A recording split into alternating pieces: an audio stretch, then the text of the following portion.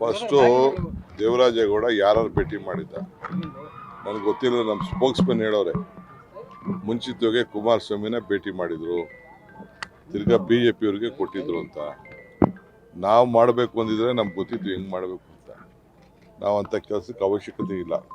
First ಕುಮಾರಸ್ವಾಮಿಗೆ Nari Shakti ಬಗ್ಗೆ ತಂದೆ ತಾಯಿಗೆ ಭಾಳ ಗೌರವ ಇದೆ. ತಂದೆ ತಾಯಿ ಹೆಣ್ಮಕ್ಳಿಗೆ ಅಂತ ಹೇಳ್ತಾ ಇರಲ್ಲ.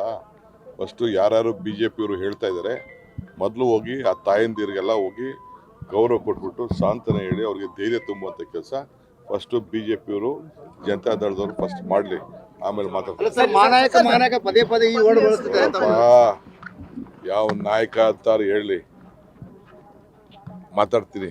ಏನಷ್ಟು ಏನು ಸುಮ್ಮನೆ ಕೂತ್ಕೊಳ್ಳೋ ವ್ಯಕ್ತಿ ಅಲ್ಲ ನಾನು, ಮಾತಾಡ್ತೀನಿ. ಹೌದು,